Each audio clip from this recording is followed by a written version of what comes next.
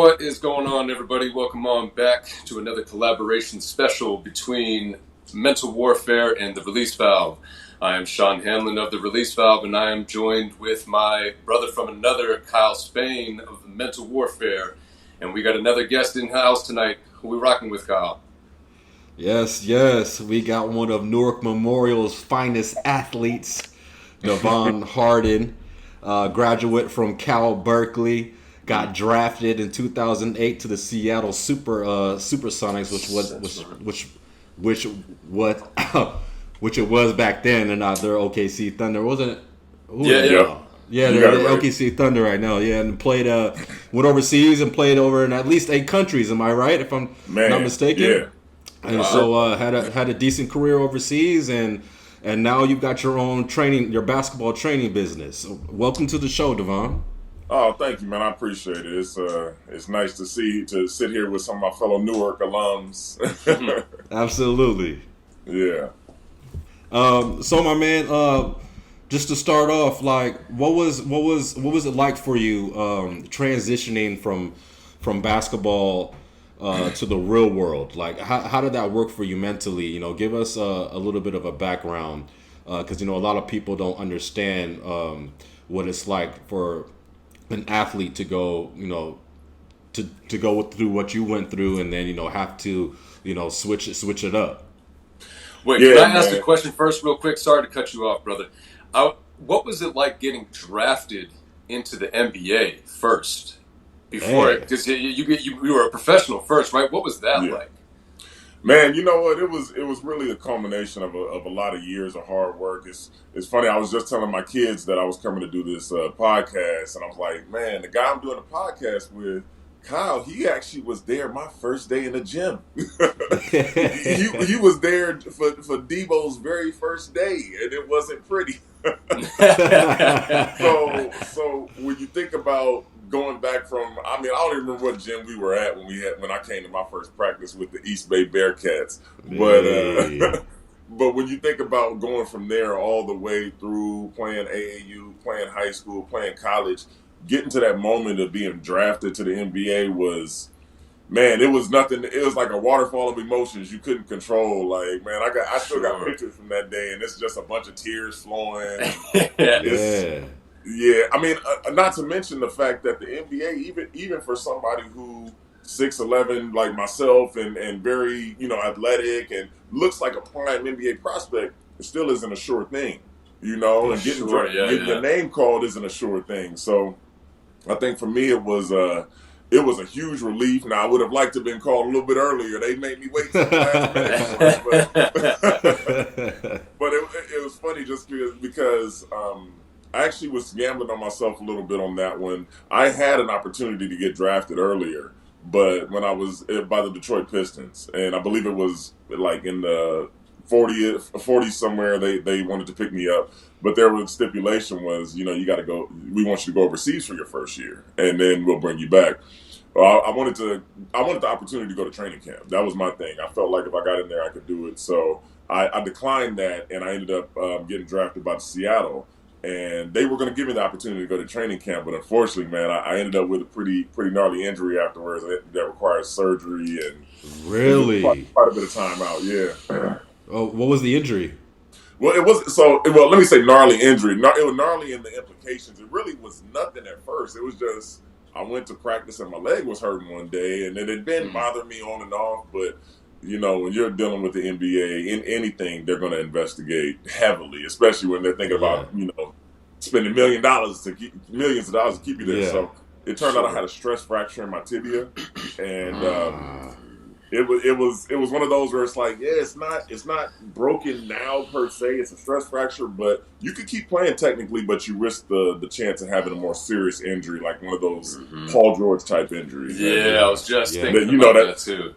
That's like a or any hooper. So, yeah, it definitely threw me off the rails in the beginning. But just the feeling of getting to the league, man, it was awesome. It was awesome. I got to get into some rooms that I never would have thought I was able to be in. I got to meet some people, be in a place with LeBron or Kobe at some point. It was a wild feeling in certain instances, but it was something that was, the goal of a lifetime. I wish I had been able to stick a little bit longer, but I'm happy with it.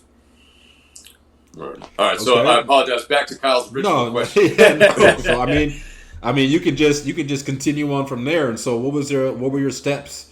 After the stress fracture, what was your path?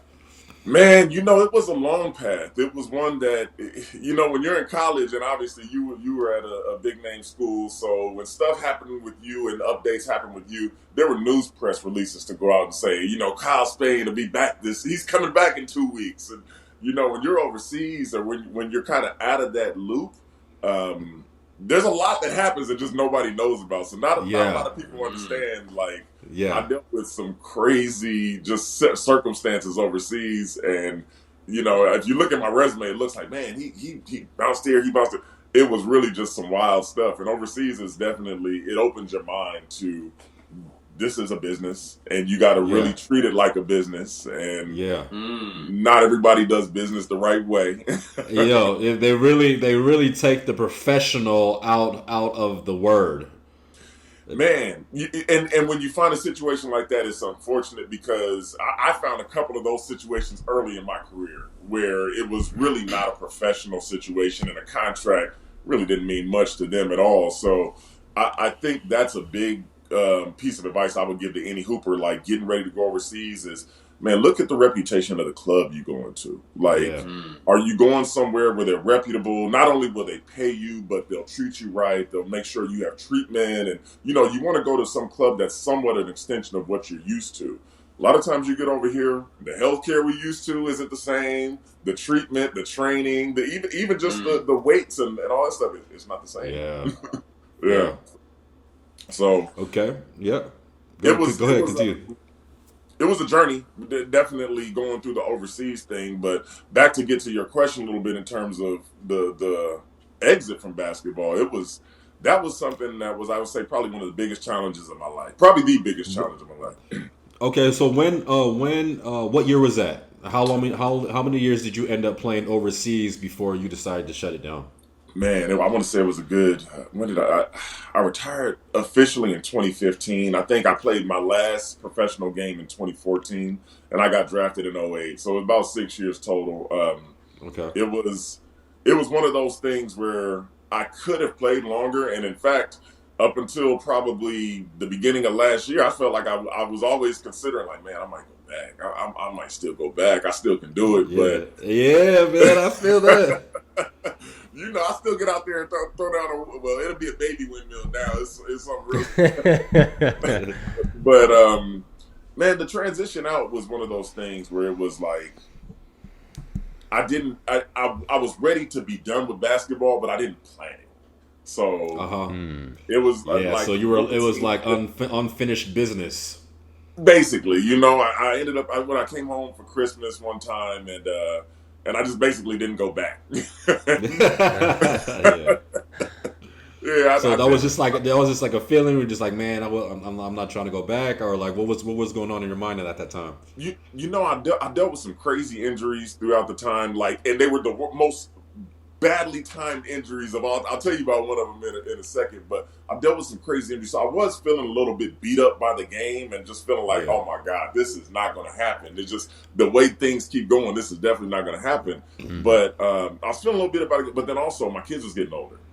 My kids they used to travel with me overseas. So they were at the age, but before my last season, they still came with me. And then that last season, they started kindergarten and stuff, and it was like, oh man, I'm missing so much. And it was, I wasn't there anymore with it. Yeah. So at those ages too, the progression is so fast. Like, it doesn't take much. Like you said, you'll miss it. You'll miss it quick too. Yeah, man, that was one of my biggest worries, is that my daughter wasn't going to remember me. Like, I was born, but then I had to leave like 2 days after she was born to go back. I had to go back. I was in mid-season. And that's something that a lot of people don't understand, man. Like, time is like the word of the year for me. It's like the word of the lifetime, actually, because when you have kids, you can't get that time back. And it's funny because my wife and I, we were looking back on videos, and we started doing this more often. looking at baby pictures, Mm. and my daughter's 5 now, and like it seems like it was so long ago, but it really wasn't that long ago when she was a Mm-mm. baby, and the time is just gone, and those are the core years. That first 5 years, it's serious, and I Yeah. agree with you. I had that same thing, and I think that everything happened for me on that path is had everything to do with the kids as well. Just having that time and being able to spend time with them. It's a Yeah. tough place to be in. Absolutely. Yeah, you're trying to do what you love and make money, try to provide for your family, which takes time. But then Hmm. you need time to build relationships with your family and your kids.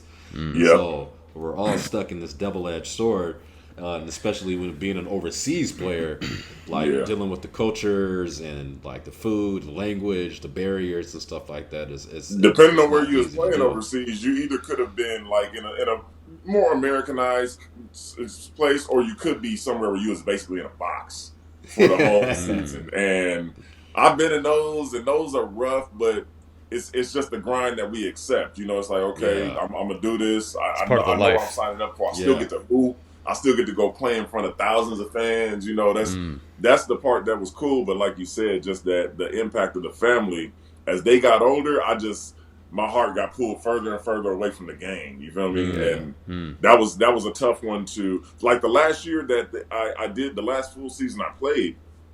They came out with me, and I had some great experiences with. I didn't think about it at all while they were there. Like I was perfect. I played free. I was probably one of the better seasons I had. I got MVP of my team, and I know we made the All Star game. I actually won the dunk contest, and my daughter got to hold the trophy up Hey, with me. You know, Nice, stuff nice. like nice. that was big time. Yeah. And then the next season I didn't have it, and I was back in that box, and I was like, oh That's shit. a big fall. Yeah, Yeah, for yeah, sure. that's a mental shift right there. Yeah, So talk a little bit about the injuries, because I know injuries, man. Like there's so much warfare behind injuries and just being restricted from Mental being able to do warfare. what you love. Yeah, there's a lot of yeah. mental warfare that comes with injuries, and as an athlete, share with the world like what that's like, because a lot of people don't understand that, especially it being your career, your go-to, the way Yeah, that you make money and provide for your family. yeah, man. You know the injuries were something that I've dealt with in the past, and I felt like as a player we all try to avoid the label injury prone. We all try to avoid that because that makes Yeah, people look at you differently. It makes them value you differently. Like, man, I'm not gonna yeah, pay him as much because we may not have him. You know, it's kind of that. It's kind of the whole situation going on with Kawhi and Paul George right now. Like, those are extremely valuable players. But when you look at it, it's like, man, this is another season, off season, where we run at full power with y'all. We don't have our yeah, guns running at full power. So injuries are definitely something we all try to avoid, but it's part of the game. So yeah, for me, I always had the mind frame of when it comes to injuries, all right, whatever. It's another hill I got to climb, but I'm gonna get over it. So the first one I had a couple in college where that actually I would say it started in college probably my junior year. I ended up getting a stress fracture in my foot. Now it happened. That one I felt it in the game. Like I dunked, I came down, I felt it, I left the game, I was out for the rest of the season. That happened on game 11 of my junior season. Had I not played the first half of that game, I would have been able to medical redshirt. so, wow, Wow. so wow. The that was first half of the game. me playing in that game disqualified me from using the medical redshirt year. Yo, hey, people of the world, if that ain't mental warfare at its finest, that's crazy. So for those that may not know, what does that mean that you weren't able So, to? medical redshirt is basically, as a college athlete, you've got 4 years of eligibility where you can play for that team. You don't. That's why you don't see guys there for 6, 7 years. You can only play there for 4 years. When you use a redshirt year, that's basically not counting a year of eligibility towards you. There's a couple of different reasons you can use a redshirt year, but medical redshirt is one of them. Like, hey, he's hurt, he can't play, so they're not going to count that year of eligibility towards you. Well, my junior year, I pretty much lost the whole season because I played the first half of that game and got injured in that half. which was just that was my first encounter with just bad timing when it comes to Yeah. and, That's wild. And so, do you remember how you felt? I mean, because that must. I mean, that's just. I do actually because I was on a tear that year. That was actually the first 11 games I played that year was what put me on the NBA map. Honestly, I was number 2 in the country in rebounding. It was me and Michael Beasley, number 1 and 2. And we were actually going back and forth game to game. Me and Michael Beasley going back and forth, number 1 and 2 in rebounding. I was shooting the best I had ever shot thus far. I was shooting that, I think, 80% from free throw, shooting the ball, but I was playing well that year. Yeah. And then that happened, and it's just like, oh shoot.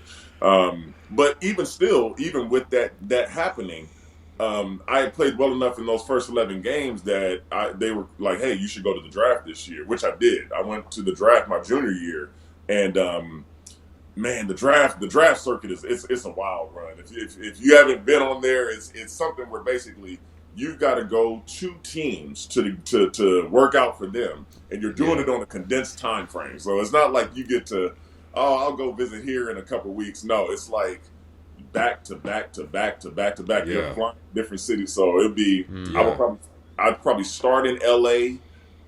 Then go to San Antonio the next day, and then the next 2 days I go to the New York State area and work out for the Nets and the Knicks. Then you go to Chicago, you work out for them. You travel over like you literally are on this crazy. So I did like a 13 team tour in 2 weeks. It was wild. Wow, that's serious. Wow.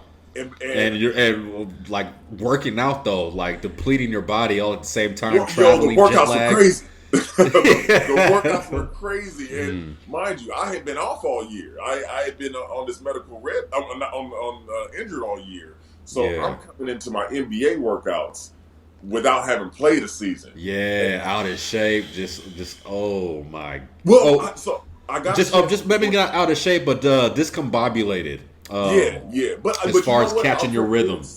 I thought I did very well in that year. And actually, I did so well that I did have an option to go first round that year. But I wanted to go back my senior year and try to get a little bit higher. But I'll tell you what made me go back to school. I had been on, like, my last couple teams was, like, literally, I think we went from Miami one day. Next day, I flew to New Orleans. Worked out for New Orleans. Next day, I flew to Utah, worked out for Utah. And then I finished the last one in Oakland. So my last one was right there with the Warriors in Oakland. Nice. After 4 days of killing it, I had the worst workout ever for the Warriors. Worst workout ever for the Warriors. It was bad enough to where I'm like, bro, I can't make a shot. I could feel my legs dead. And so afterwards, Don Nelson came up to me. And I idolized Don Nelson at this point. And he pretty much told me, he's like, man, you know what? We see a lot of promise in you, but I do think you need to go back another year. And that was one of those things that kind of, but it was the last day of a workout, man. I had been 4 workouts in a row. Yeah. But either way, that was the first injury, the stress fracture in the foot, which caused me to really miss that whole year and then test the waters for the NBA draft.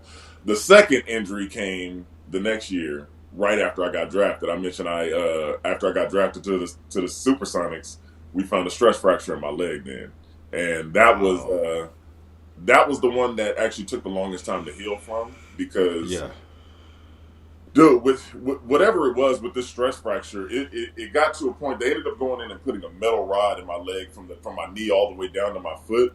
But for years after that, it was very difficult to condition because it still felt like my leg was going to snap at any moment, and that made playing just difficult a lot of times, especially getting in shape. So so those stress fractures, man.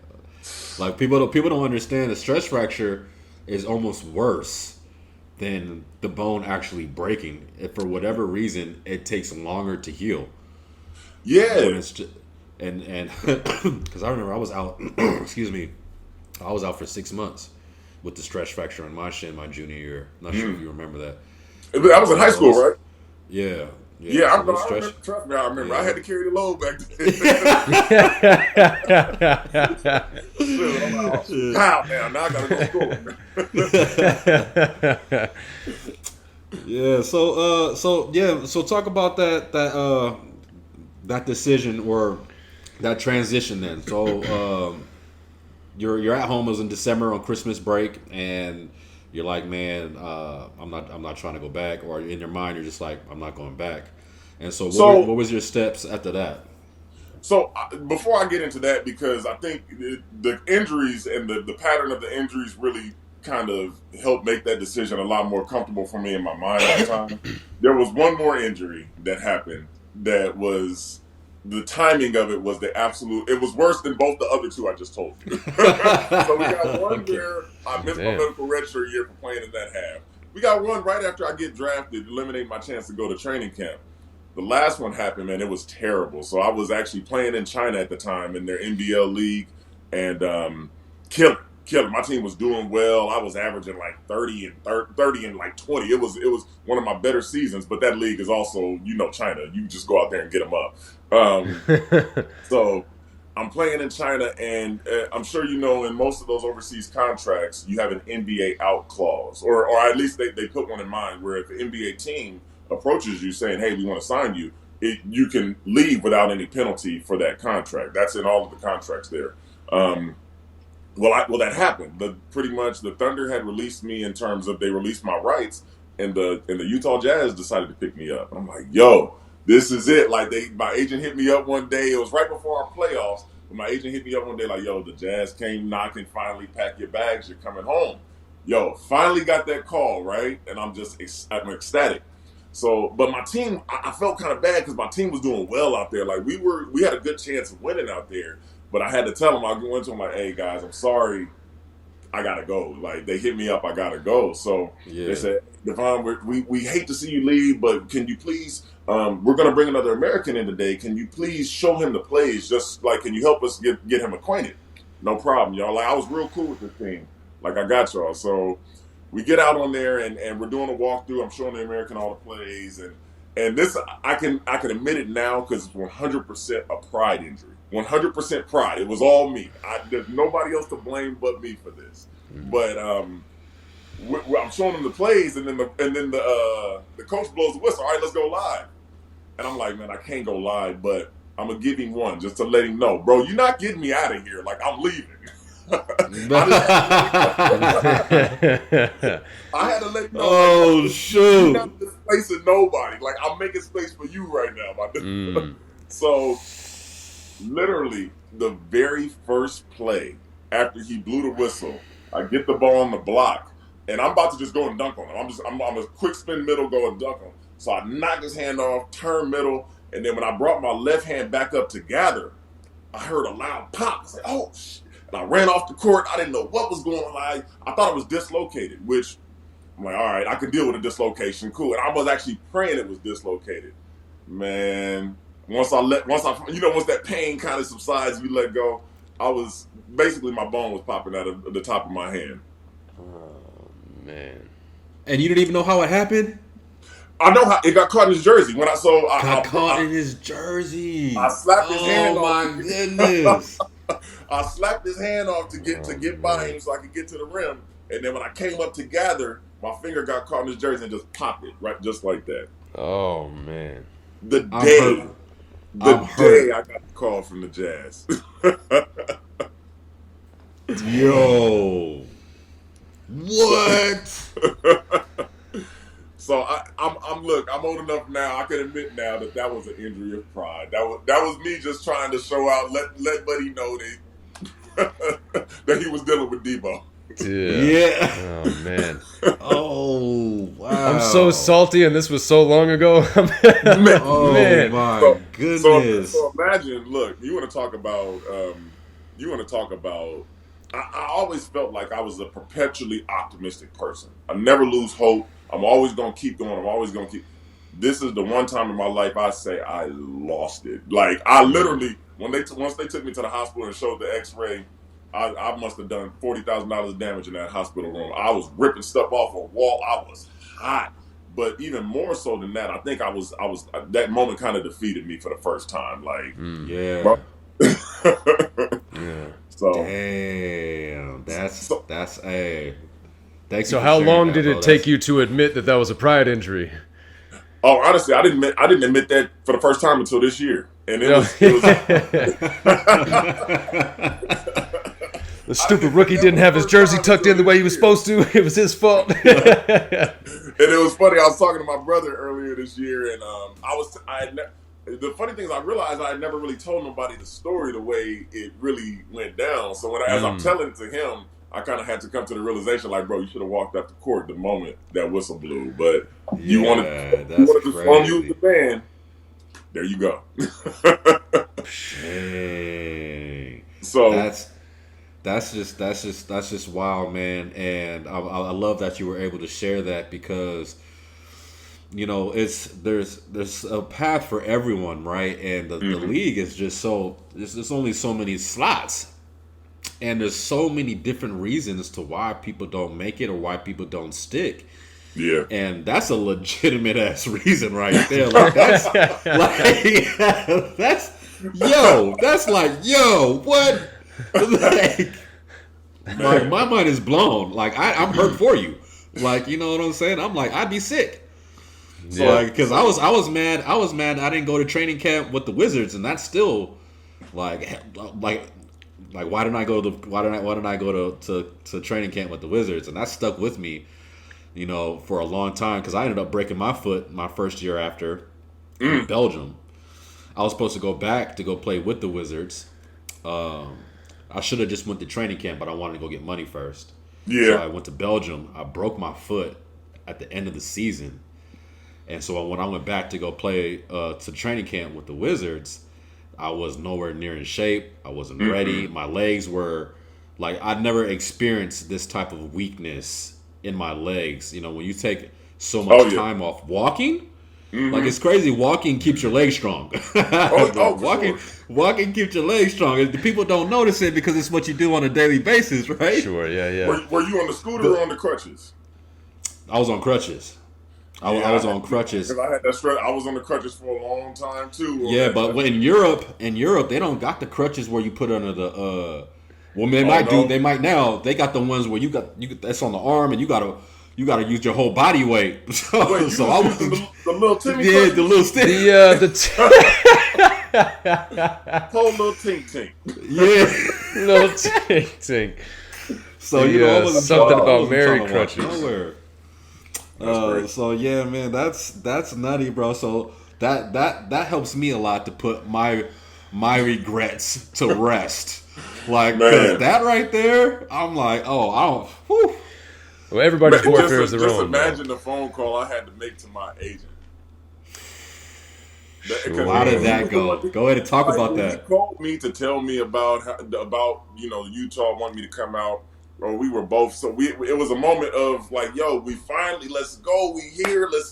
We are foot in the door. Let's go. Yeah. And I called him back later, and we was in China, so we was on China time. When I called him, I woke him up to tell him. Man, it was. I could tell he wanted to cut me out, but it was just one of those. I mean, that was one that really affected me. I would say, and I can admit it now, it did. But I'll say my mind frame changed a little bit after that.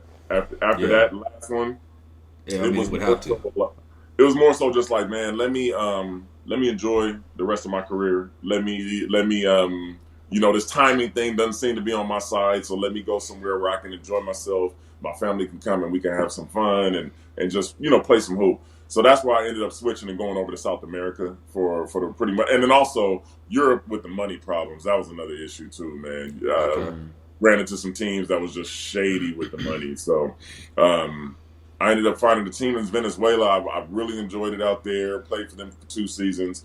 A team in Argentina, I was there for a hot second. Team in Argentina was the first time I ever been cut. It was the first time I ever been cut. Excuse me. What was that mental warfare like? Yeah. Man, that was a tough one because I'm Debo, man. I don't hit on your pride. I'm the man. What I'm doing here. Yeah. But I could understand it. I didn't really have it was after the China thing, and I didn't really have the best attitude. I would say I also really didn't like hooping out there. It was playing in Argentina was a whole different vibe, including the indoor arenas. It was a lot of yeah. perspiration everywhere. The floors was like lakes, like you just slide all over. Like Argentina wasn't my cup of tea. And then just the league itself, I thought they weren't as good as some of the other leagues I've been in. You know, they travel 15-hour bus rides everywhere they go. Yeah, that's But, rough on the body. That's crazy. the last place I ended up was Brazil. That was where I spent 2 seasons there. My first one was where my family came out with me. We had and the problem with Brazil was it was so expensive that we came back and we had damn near spent all the money out there. Dang. Like they tried to put us in a little rinky-dink little hotel. I was like, nah, man. So I ended up renting a little condo on the beach that my family could enjoy, and it was, a little high-rise condo. And next thing you know, it's like we going home. Like, hold up, the Duckies ain't making up, man. Must have dropped something out here somewhere. Yes. So that played a part in them not coming back the next season, which is like, yo, we spent way too much here this first season. We got to cut it back.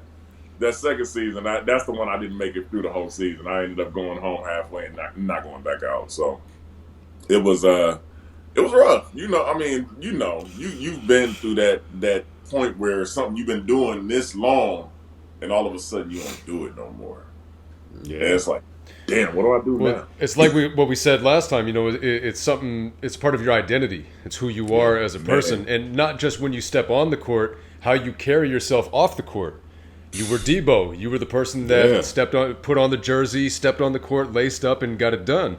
And people knew you as that. Sign autographs. I got little kids running up on once it's over, it's over. Yeah, right. I mean, you don't really realize that. It's almost that feedback from the world, from basketball, that gives you that confidence. You don't even realize it's almost subconscious. It's like you're feeling good about yourself. You know what I'm saying? Basketball is what I do. And once it's taken away, it's like, oh shit, okay. All right, now what? Who am I? Who am I? Right? Yeah. Yeah. I'll say this much. In retrospect, and I'm at a much better place now where I'm definitely like charging full steam ahead. I've got big goals that I'm working on this side. So I do feel like I'm fully engaged in this life now to where I'm hooping is not part of my identity anymore, which it was before. I'll say this much though, with that time and with that break from the sport, the depression was crazy, and I didn't realize it until I came out of it. But when I was in it, man, it was. I told you, I feel like I'm a perpetually happy person. I'm always trying to make people feel better about themselves, but I didn't realize I didn't feel good about myself, and. It came forward in just little ways. I know, like my first job I got was selling cars. Man, it was actually no. I'm gonna keep it a buck with you. When I first came home, I wasn't trying to take no job. I really wasn't. Like, man, I'm a hooper, man. I can't just have no title. Facts. You're not gonna just give me no title, like nah, man. I need facts. And I didn't have the credentials for any of the jobs that I was thinking I should have. So I'm like, man, I can't take that. I can't do this. I can't do that. And but that's that we're in real life now. Bills got to be paid. Kids got to be fed. So after a while, it was like my wife was very helpful through that because she was really just kind of encouraging me, but she knew where I was going in terms of my depression. And the first thing she said was, hey, why don't you go? Her father owns a janitorial business. So why don't you go help my dad out? He needs some extra help, and I wasn't really doing nothing other than working out and staying at home. So yeah, I'll help him. Well, that turned into a situation where it's like, nah, man, I need you to stay here for a while, and I wasn't doing nothing else, and it put in a little bit of money, like little bit of money, but man, being a janitor was the best thing that ever happened to me, like for real. Really? Oh yeah, big time. It was humbling. Humbling. I can only I was going to say that's a profession that I feel like a lot of people have misconceptions about, and something that a lot of people may even look down upon. That's not a profession that too many people would say. I'm a janitor. Oh yeah. You always look at them a little different. Remember in high school and stuff like that, you see them cleaning bathrooms and stuff like that. You didn't really pay them any mind. You didn't even, look at this person going to clean the bathroom. Like you look down on them, even talk shit. Man, it's not glorious work at all. It's oftentimes the janitors that you think about most of the time, they either are just kind of squeaking through, trying not to be seen, or they come by after night. Like we try to put them out of sight, out of mind. But so we have this connotation of it being just this bad job or whatever. So it's for me to go straight from an NBA hooper up here to that. Yeah. That was just, man, that was a whirlwind for me. But I got so much time to think, and I got so much time to because I mean, man, janitors don't work like hours. I'm gonna tell you that. It'd be like 3 in the afternoon to 3 in the morning. Like it's a lot of work, but I got a lot of time to think, and it humbled me, man, and put me in a spot to where I was able to get off the basketball pedestal and really just kind of be like, yo, man, what's the move? What's the move? Yeah. You like, who are you really, and what are you gonna do with this now? Because I know I wasn't feeling that, you know. Yeah. So just the fact that I was a janitor and I had that title and I was willing to do anything to get out of that opened up the car salesman to me. Because before I wouldn't have did that. I was like, nah, I ain't gonna sell cars, you know. But going through that, man, even the car sales part I still was dealing with it, like. And I don't tell a lot of people this, but when I was there, you know, you got to be personal. You got to be friendly to cut guts. Yeah, right. Man, I used to hate when people ask me, "Why you ain't hooping?" Oh my God! Why you ain't hooping? What you doing? What you doing here? Yeah, look how big you are. You can't play basketball somewhere. Yeah. That drove. I'm telling you, those comments they really drove me deeper, and it got to a point where I just stopped identifying myself with hoop at all. They would ask me, "Man, do you play basketball?" For like 2 years, my answer was no. Like, no, I don't hoop. I don't play basketball at all. That was really, I wanted to be so far away from it. I would tell people no. I literally would get mad when people would ask me about basketball. Like, man, what you doing here, man? I got work. Damn, what you need? Yeah, right. Legit though, legit. Yeah. That's another thing that a lot of people don't take into consideration, man. People look at. I know I did that type of shit too. You know, I see somebody that was tall and be like, damn, bro, like you don't play basketball somewhere. You see somebody 6'7" and they play tennis. You know what I mean? Like, nah, I don't care about basketball. People make those jokes all the time, like, no, I play this, I play that. But for me, it was just more confirmation of the fact that I'm not in this no more. Yeah. And I got people looking at me wondering why I'm not in it. And I wanted to be so far away from hoop that honestly, I didn't even watch basketball for like 2-3 years. I didn't watch it. I didn't watch it. I didn't do nothing. The only thing that really got me back into hoop was my son loved the game. And he started playing, and he started saying, "Dad, can you coach me, Dad?" And I'm like, "Oh, all right." Oh, yeah, God is great. God is great. That's what's up. That's what's up. Sure. But it's. I mean, I'd love to hear a little bit about your experience with your retirement, because I don't know, man. We haven't been able to rap as much, but shoot, I know you were hooping until what was it, 2-3 years ago? Yep, 2-3 years ago. I was proud too, because I'm like, look, we got one of my fellas still going out there, because we dropping now. We're old now. We're dropping like flies out here. You know, it's a lot of it's similar process. You know, I take all responsibility for the success or the unsuccess of my career. Just going through the motions a lot of the time, because being overseas for me, being like, I used to, bro, no cap, bro. I used to cry every time I left. Every time. Before I left overseas, I cried every time, bro, because going over there, obviously, you know, I've been with my wife. I'm emotionally attached to her, and she's been rocking with me since day one. And so I always have to leave my family behind, and then go to a new country where it's the language and it's the food and it's the situation. I'm hoping my apartment's going to be legit. You know what I'm saying? Like, I hope my car is going to be legit. And a lot of the times it's like, okay, it's cool to live in, but like it was no luxury for me. It was like, oh man, I wish I was in something nicer than this. It was an apartment. I had a car and stuff like that, but being away from home in your comfort zone for 10 months out of the year, it wasn't ideal, you know, for me. And so I would go through the motions every year. You know, I was never out there like enjoying myself and like happy with what I was doing. And so, but it was all that I knew, you know, it was what I was good at. And so, you know, I played basketball, you know, still super athletic to this day. But 2017, just like you, Devon, huh? I'll still dunk on you. And I'll dunk on you. Oh, I know you will. I ain't getting up more than one. That one. Nah, but 2017, like yourself, Devon, was just dealing with a lot of injuries. Like I said, 2010, I broke my foot and went through that whole Wizards situation, and I was hurt by that. I went to the D League after that, and I was depressed 2 years in the D League, bro. I was eating, drinking while in season. I ended up getting up to like 250 in season. You know what I'm saying? I remember like, them pictures. So, That yeah, boy was thick, boy.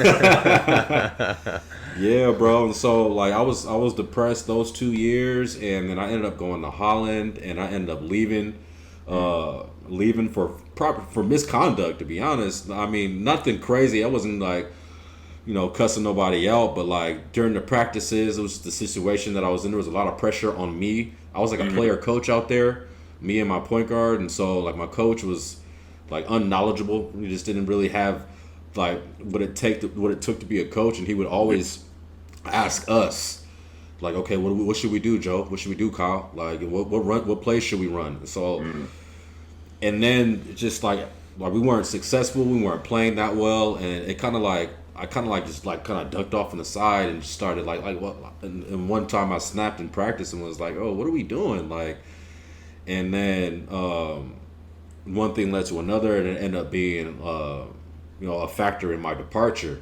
Yeah. Right. And so I don't have to come with him.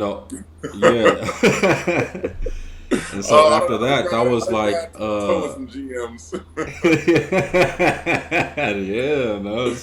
That's what people don't understand. It's like when people are unprofessional and you're supposed to be a professional, like you run into that kind of stuff, right?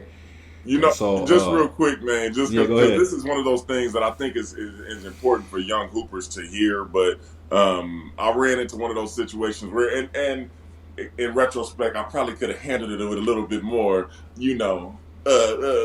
class. Let's put it that way. Yeah, of course. So when I first got drafted, I told you that's when we discovered the stress fracture in my shin. I actually was able to get a contract with that injury. There was a team in Turkey that wanted to sign me for the year, even though I had that stress fracture. So I got on the phone with him and I made very clear, like, look, guys, I cannot play right now, and I probably won't be playing for about 6 months. They said, that's fine. We're still going to pay you. We just want you here for the playoffs. That's what we need you here for.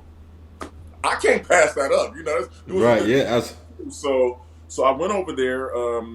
This was right after the kind of thing where I figured out we had the stress fracture, and we decided the course of action was to stop playing and let it heal rather than do surgery first. So I get over to Turkey, and now mind you, I still look fine. I'm still on the court. I still can shoot.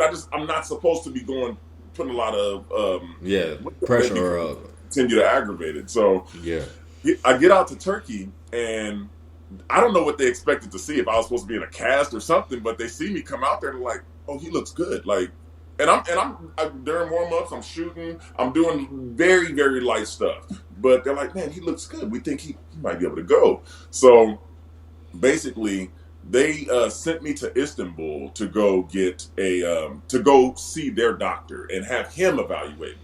Luckily for me, my agent had a doctor in Istanbul too, so they didn't know that I had set up a side appointment to go see mine too. But I went to see their doctor. He took X-rays, and I actually took those X-rays straight to my doctor.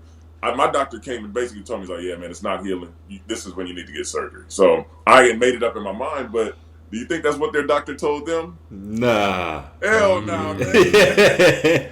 He's good to go. He could start tonight if he wanted to. I get back to the city, and they're like, man, great news. The doctor said you're ready to go. Like, and meanwhile, I got really? I'm like, man, all right, let me holler at y'all, because it's really not going to happen. Like, it's not going to happen. So I get called into a meeting with some people I've never seen before. Like, I walk into a room and there's like 3 people in there I've never seen, and one sitting at the head of the table. I've seen him around, but I didn't know who he was. And then the head coach. And pretty much nobody introduced themselves to me except the guy at the head of the table. He was the GM. And this is how he introduced himself to me. I heard that you don't want to play. I'm like, well, no, it's not that I don't want to play. It's that I'm injured right now. And he just starts going off. You're my effing player. You're gonna do what the F I say. If I say get out there, you're gonna just start snapping on me. Now, Kyle, you know me. You know Oh my. You know I got a little bit of a purpose. I'm sitting there and I'm just like, I'm smiling while he's talking, like, oh, word. And then I got up and I just basically went down the line. F you. Everybody, I'm not dealing with, I pretty much told them, screw all y'all. The money you paid me already, I'm out with it, and I expect the rest of my money too. Because, they agreed to it, but, I didn't get the rest of it. But, yeah, we definitely have to look out for ourselves over there. Yeah. Because there's so much shady stuff that goes on. Oh, man. A similar situation happened when I was in France in 2016. I had tore the labrum. One of my injuries. I had tore the labrum in my shoulder.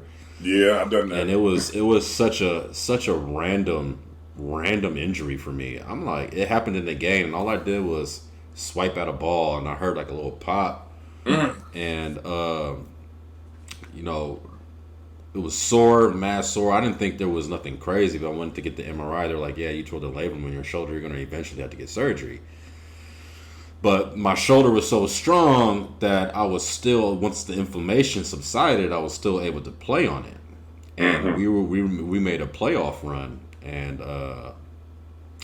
at that point, I wasn't sure. Like I ended up continuing to play. It was in April, and I was supposed to be done, but they were like, "Oh no, you're still good to play. You're still good to play." Like the doctor said, you're good, right? And got a couple shots in my shoulder, and I ended up playing. But like at that time, I'm like, all right, and so ended up going to the playoffs, and they ended up offering me a contract for a little bit more than what they gave me the year prior.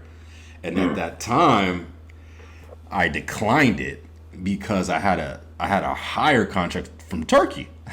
Yeah. No bullshit. Like in April, I had a contract lined up for a high, like a high, not high six. I want to say high six figures, but it was like for 150, right? 150,000, and I was like, nah, I can't sign this contract. You know what I'm saying? Like I was able to play, so I'm like, I'm not sure if I'm going to get surgery or not, and so I ended up declining the contract.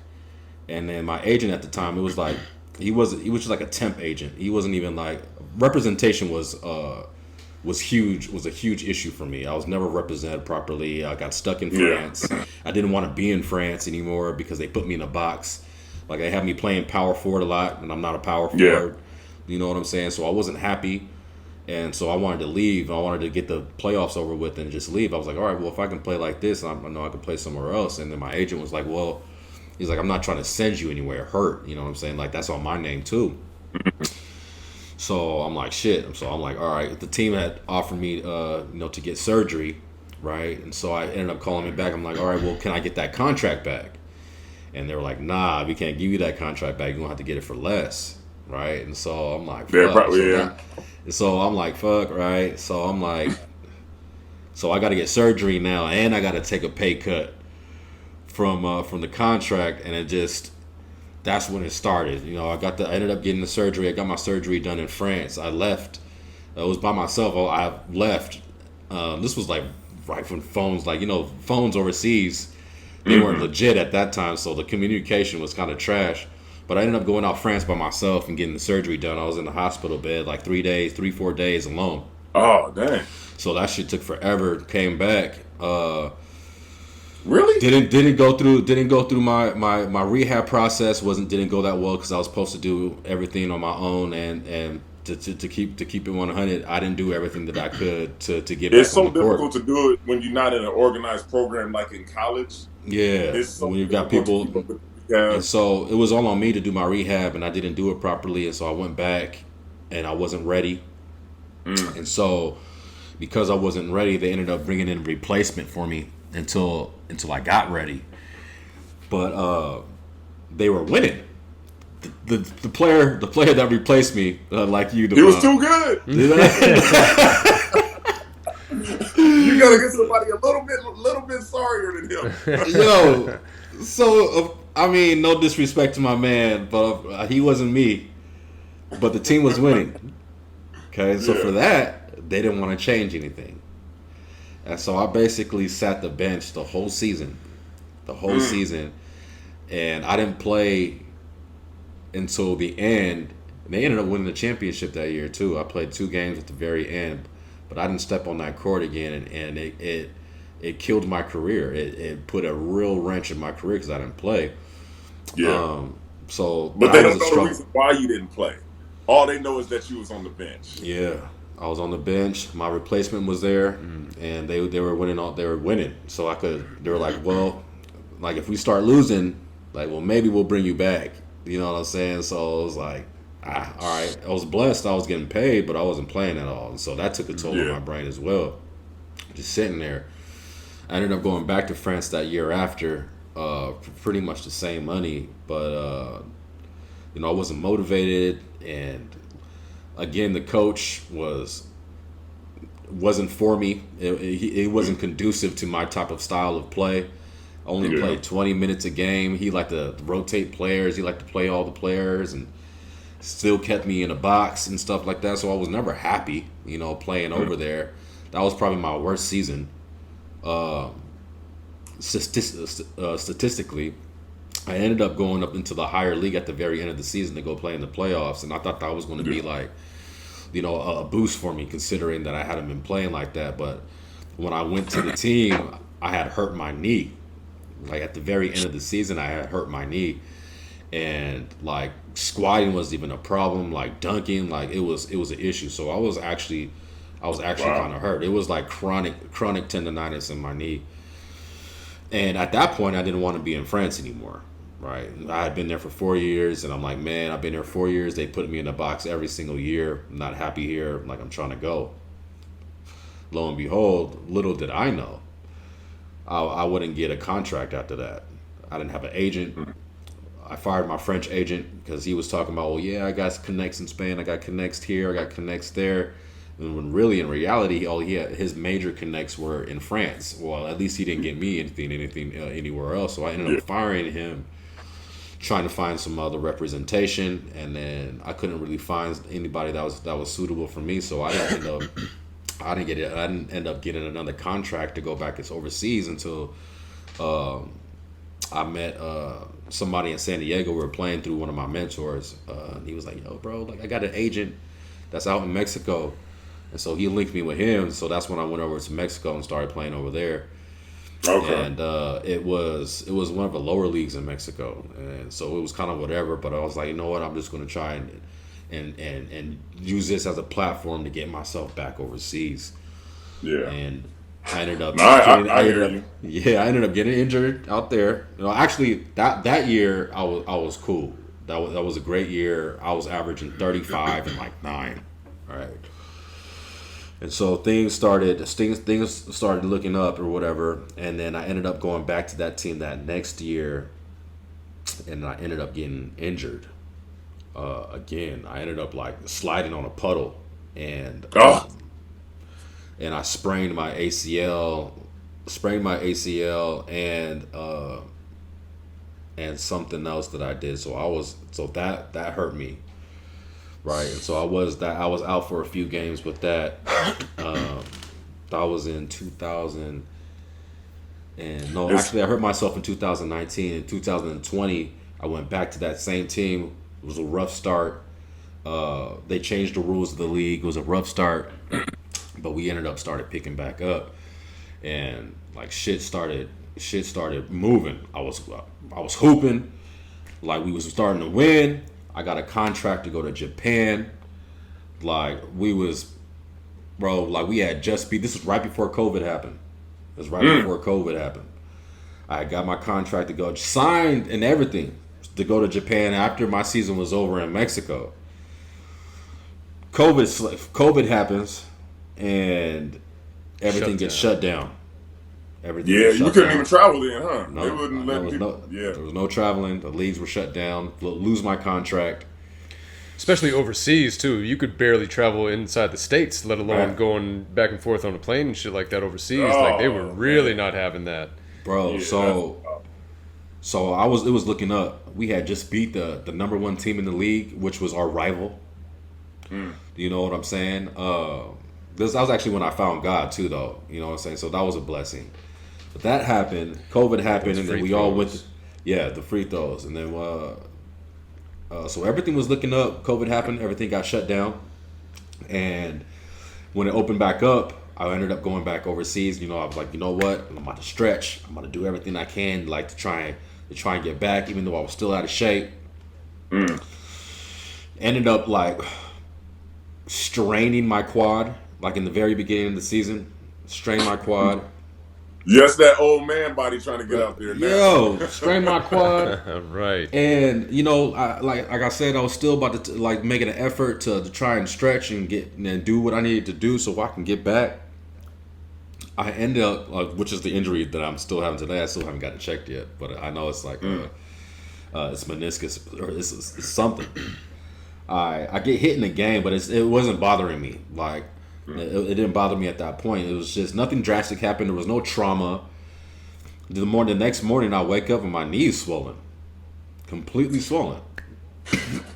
That's the thing people don't understand about the life of an athlete, man. I mean, you got so many different battles that you're dealing with on so many different levels. Aside from the fact that you're actually going out to battle and try to win a game, you got to deal with the battle of just trying to drag yourself out of bed to practice every day, or the battle of dealing with a coach that you maybe don't don't get along with. Facts. The battle of being away from your family, the battle of finances, but then there's also that injury battle, which really, when those happen, they kind of go to the forefront of everything.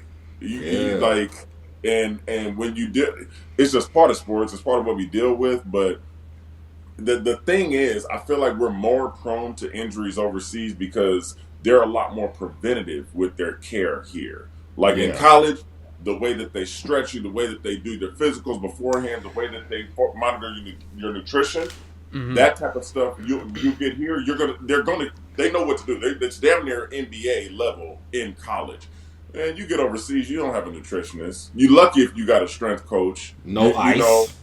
Some teams don't got ice. The practice is like pulling teeth, and stuff like that is just conducive to having more injuries. So not to say all overseas programs are like that. Some are first class. Like absolutely. You go to somewhere like an Olympiacos or Panathinaikos, somewhere like that. Those are top tier programs that pay their players millions of dollars. They're investing that same amount, but most clubs that we get these little, if you're not making that type of money, you're probably not at a club that can invest that type of stuff into you. So that type of resources into you. So I was going to ask that too, because it sounded like a lot of that type of stuff seemed preventative, like something that, a lot of stress fractures and stuff like that. That seems like stuff that like guys should be getting worked out more, stretched more, getting certain things isolated a little bit more, especially with you big fellas, right?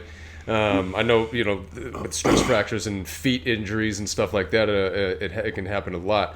But it seemed like hearing you guys talk about this type of stuff, and especially getting overseas, that you're just not getting that same treatment. A lot of people don't realize how much that is a factor in your guys' ability to recover, work out properly, rest properly, all those type of things that add up. And if you're going years and years and years without taking care of your body properly, you're just going to get, I hate to use, like you said earlier, use the phrase injury prone, but I feel like that's a recipe for disaster for anybody that's putting their body on the line like that.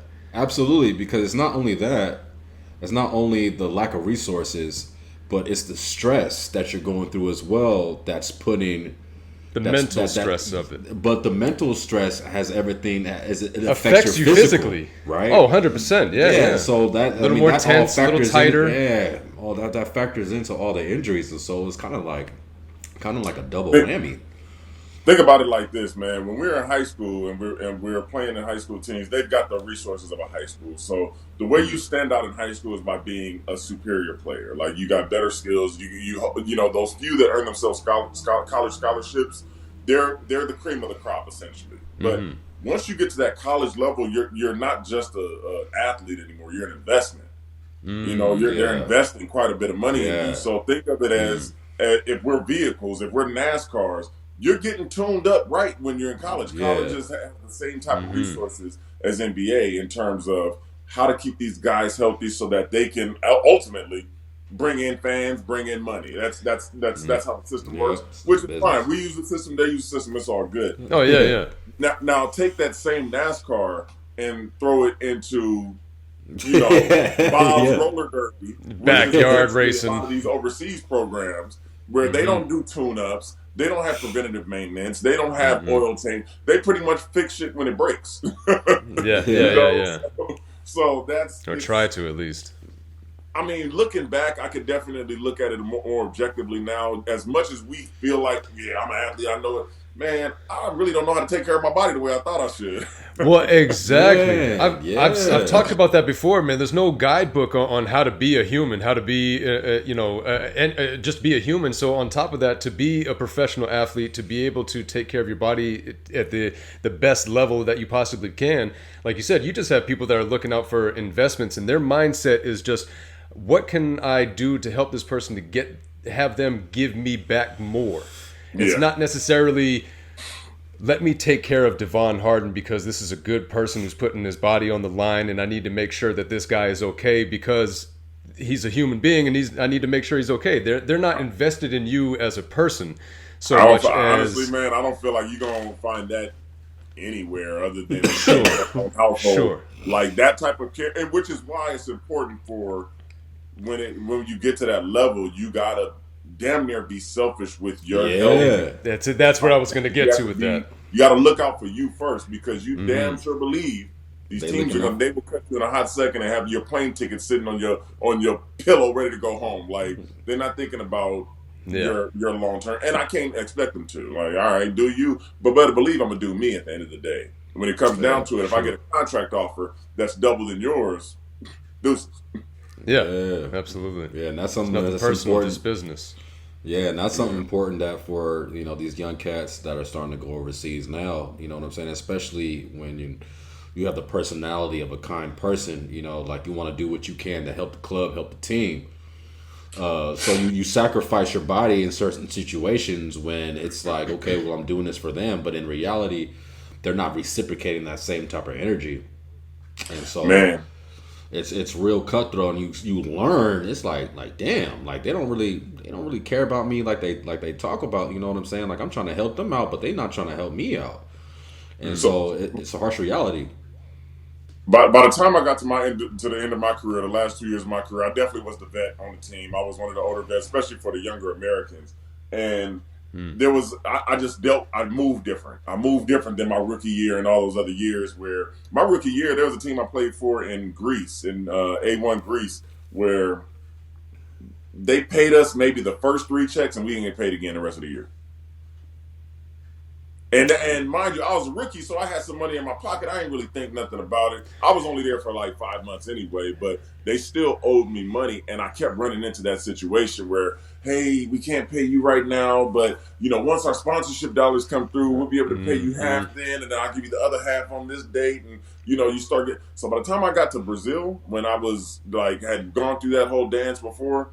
Oh, I was a player that only looked out for my interest. And if you weren't serving that interest, it wasn't. And not to say on the team side, I still try to be a team player, but business-wise, you're getting business divine. So I know they came to me one time and they were basically explaining how, the money from the sponsors was a little behind. They couldn't really, whatever was going on with it. I'm like, all right, man, I understand. You guys have been cool with me. I'll work with you, but understand I'm not doing anything until you pay me.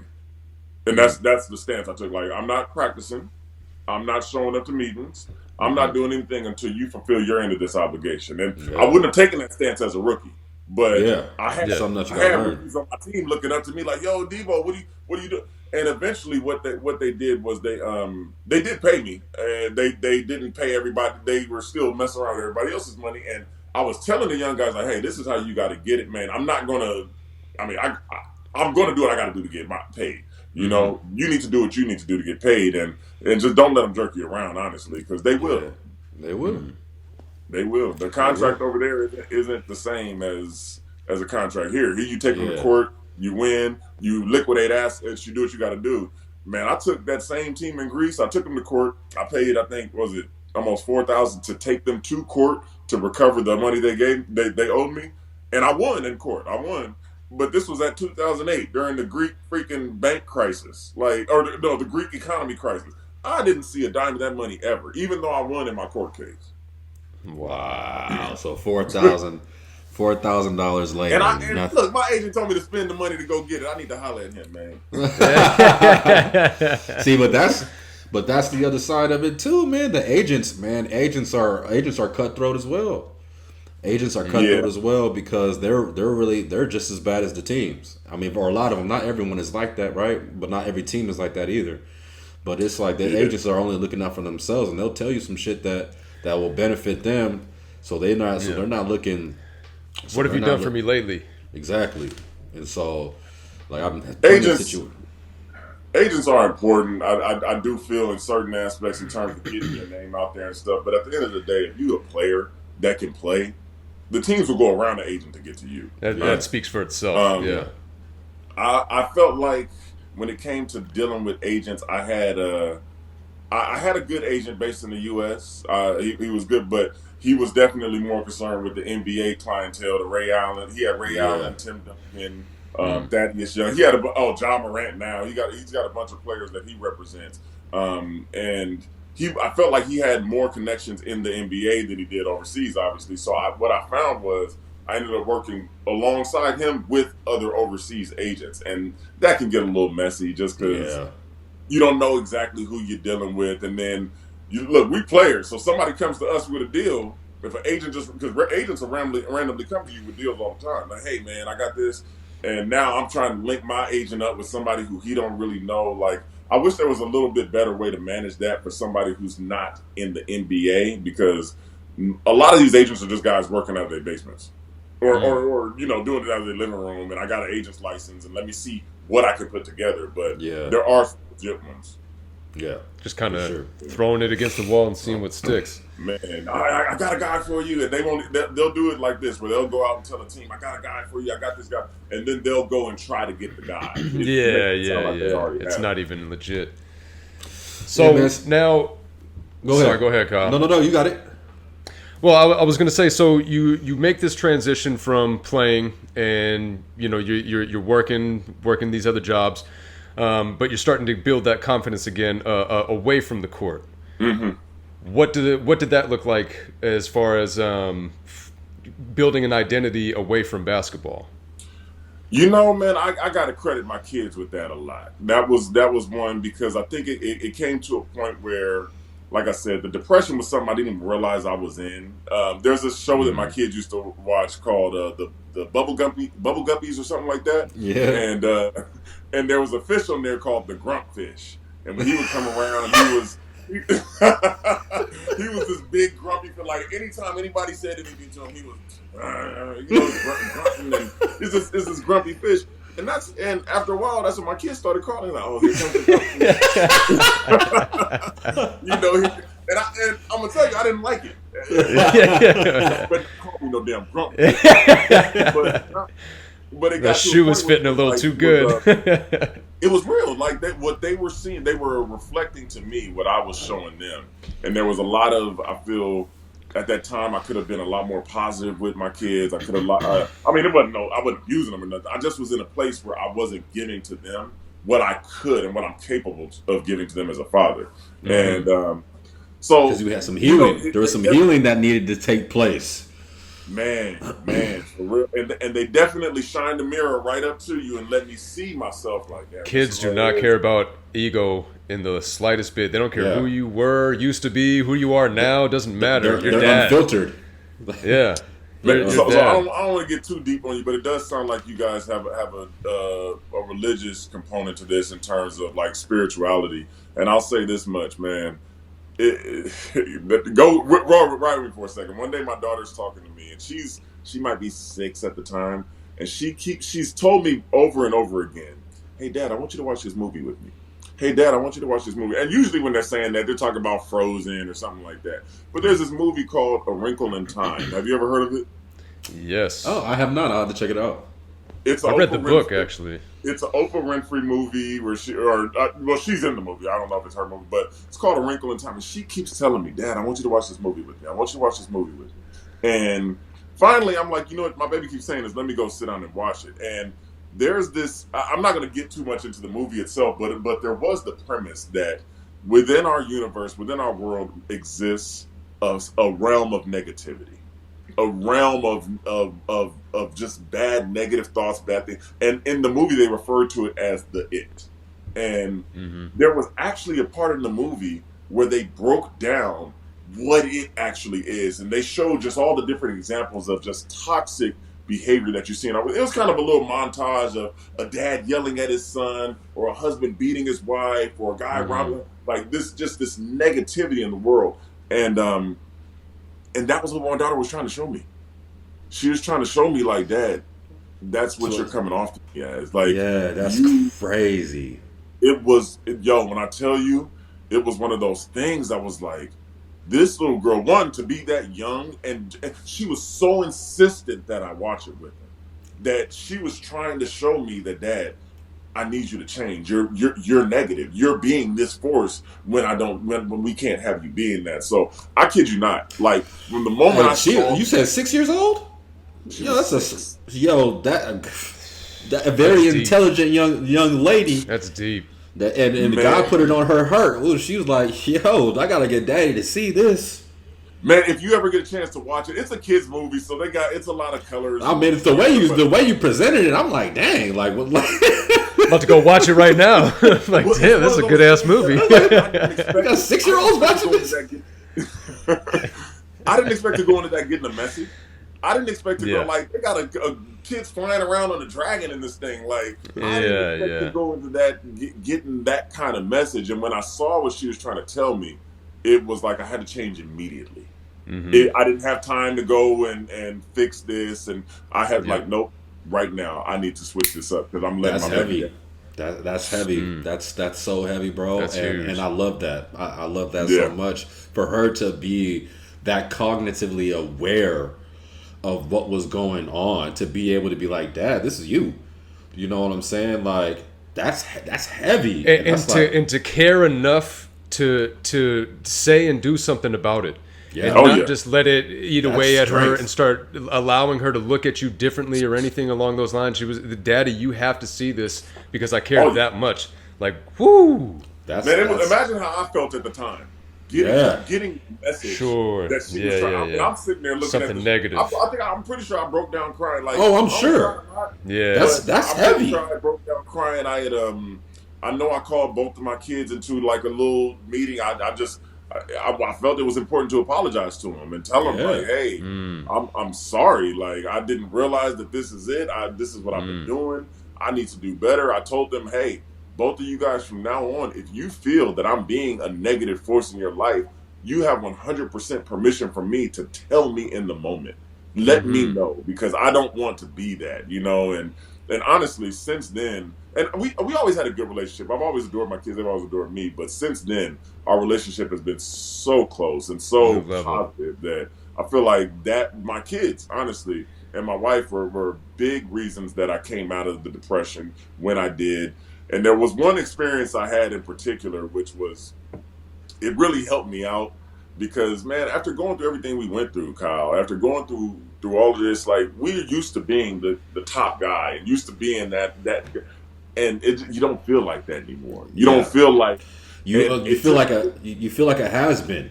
You know what I'm saying? It's like, because I felt that same way in my transition, like, especially after, like we talked about, right? You know, my career ended not the way that I imagined it. I still thought I had a contract to go play it back overseas, and COVID happened, and so it's not like, you know, it was my choice. But then, you know, when COVID lets up, you know, I go back over and I get hurt in a way that's like career ending, and so that transition for me was like, damn, like I hoop, I'm very good at it. I was like very good at it. I had an opportunity to go to Japan. I lost it. That fell through. But then you start cycling a whole bunch of thoughts. You know what I'm saying? And then like losing like a lot of my savings just like trying to get back overseas.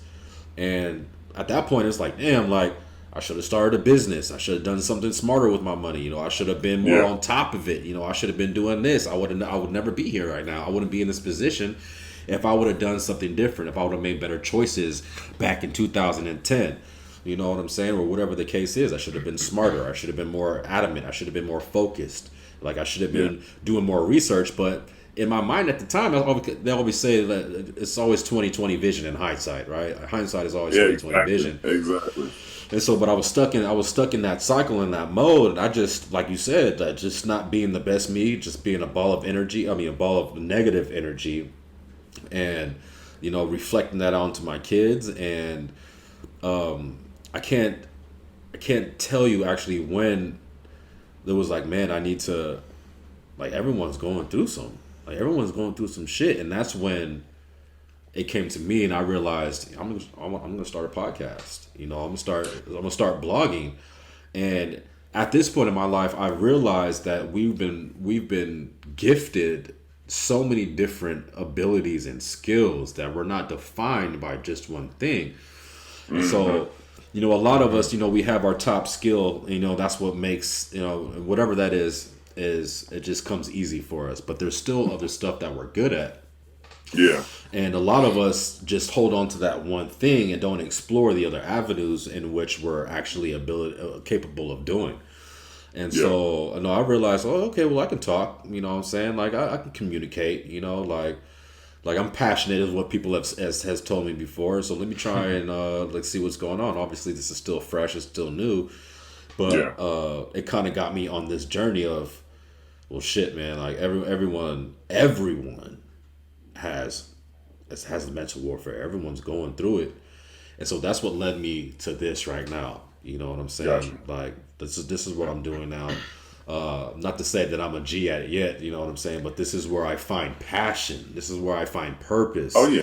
This is where now, because the identity part is like, this is what, playing basketball, that was my fulfillment, right? That was my purpose. And when you lose that, just like a lot of other people in the world, that's where they lose themselves, the identity. Like, how do I identify myself? Like, I used to do this, I'm not good at it. And a lot of people don't come out of that funk.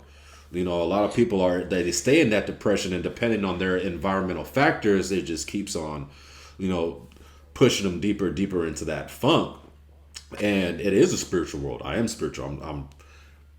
I'm like, God is my guy. You know what I'm saying? If it wasn't for him, even to this day, I wouldn't be in the mindset that I'm in now. And absolutely, there's, like you said, there's a lot. There's positive energy. There's negative energy. There's good. There's bad. There's two sides. There's God and the devil. And then there's nothing. There's positive energy and there's negative energy, and there's a representation behind both. And I feel like the world aren't aware of that. You know what I'm saying? Yeah. Like, I feel like a lot of the world, like, believes in God in a certain sense, but doesn't believe in the enemy. A lot they of don't people believe in the devil. They don't, which is crazy to me, because a lot of people or vice versa. Yeah. Or vice versa. A lot of people just believe in the darkness, and they're not really believing in a savior or anybody that can help them out. I think it's an oxymoron to do that. I don't think you can believe in one without at least recognizing the existence. It's not something. It's not something that we want to, say his name and like give him recognition for anything. But it's about the awareness. A lot of us go through our hard times, our hardships. The bad things happen in our life, and a lot of people blame God. Yeah. When it's the enemy is the enemy that's the one that did it. You know what I'm saying? And so this is a part of my process as well. And even this morning I was talking to one of my clients, because I'm a trainer, and we talked about God, and I realized how much I love talking about God. I love talking about God just because I know how real He is. I know what He does for me in my life, and I love being able to explain that relationship in hopes of transferring that spirit to everyone else, and just trying to get everyone else to be aware that the enemy does exist. Because once we're aware that the enemy exists, then now we can start realizing, okay, this is happening for a reason. This is happening for a reason. Because God is great, right? God Makes it easier to navigate. Exactly. Obviously, Because you can start to recognize those signs from both sides. Right. I'll tell you this much. One of the things that I think has become more and more apparent to me in the past couple years, because it's like I said, I'm going to get to this part where I really feel like it was one of those moments that helped me get out of that depression. It was a moment. It was actually a moment. Yeah, I'm sure. Yeah. But I feel like the older I get, the more I'm kind of opening my eyes to this world. It's actually very, very easy. It's very, very easy to see God. And people are looking for this apparition to appear and floaty white robes. And it is very easy to see big God. white beard and everything. You really can see God all around us in just the wonderful things that people do. There's so many people highlighting the negativity that when you look at the wonderful and the positive, there's examples of God all around us. But that also means there's examples of the devil too. Yeah. And I don't know if people are expecting the horned creature to walk out with red blowing fire and all that. All you have to do is look or turn on the news and just look around you at some of the things you're seeing today. Anybody that can pick up a gun and turn it on a human. I mean, the news in itself. It's all negative. The media. Oh my goodness. And that's what's getting pumped out there to every television and every home. It's just this negative. And what's crazy about that, like just the concepts of life, that the words that I'm trying to adopt in my life. Energy is huge. Experience is another one, but I'm gonna talk about energy. And I've become more apparent. I was watching, me and my wife, we wanted to go back and start watching Power. And I already stopped watching horror movies because of the energy that it generates, right? Same here. And and they scared me. Yeah. So, but it's not just, right? Excuse me. But it's not just the scary movies though. You know what I'm saying? It's the other ones. It's the just the negative stuff. Yeah, just anything. So we started watching Power. We watched Power. We wanted to go back and watch the first season of Power. And the season, I'm not sure if you've seen it, but in the first season, it's it's drugs, money, sex and all that whole shit, right? Mm-hmm. And it's cheating. There's stepping out on wives. There's a whole bunch. It's the devil's playground, that world. Mm-hmm. But I started to realize why people love movies so much. It's because we either relate to the movie or we subconsciously put ourselves in that situation and be like, okay, well, what if that was me? And so within that, you start generating those thoughts. And with those thoughts is energy. And your thoughts are directly correlated with your emotions.